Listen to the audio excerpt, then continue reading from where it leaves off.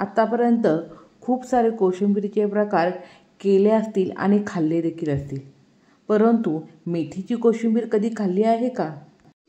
आता ही कोशिंबीर तुम्ही चपाती आणि भाकरीसोबत देखील खाऊ शकता, इतकी सुंदर अशी लागते। तर चला वेळ न घालवता लगेच आपण मेथीची कोशिंबीर करायला घेऊयात। फक्त 2 मिनिटांमध्ये ही मेथीची कोशिंबीर तयार होते। मेथी निवडून घेतल्यानंतर 2 ते 3 वेळा स्वच्छ पाण्याने धुवून घेऊन त्यातील सर्व पाणी निथळून घेतलेले आहे। तर या ठिकाणी मी मेथीची कोशिंबीर करण्यासाठी 1 कप मेथी बारीक अशी चिरून घेणार आहे।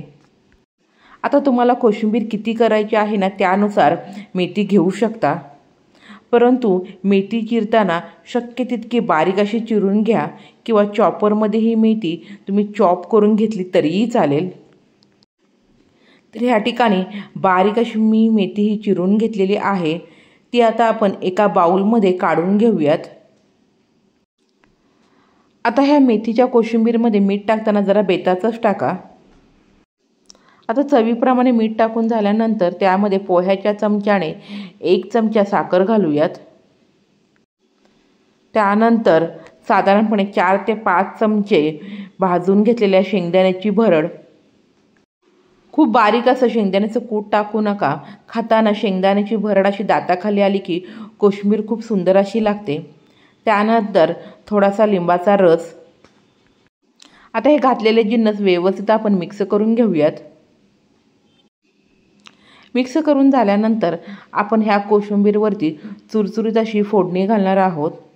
चला तर आपण लगेच कोशिंबीरीसाठी फोडणी तयार करून घेऊयात। तडका पॅनमध्ये अर्धा पळी तेल घालून झाल्यानंतर त्यामध्ये साधारणपणे पाव चमचा राई आणि राई फुलल्यानंतर पाव चमचा जिरे,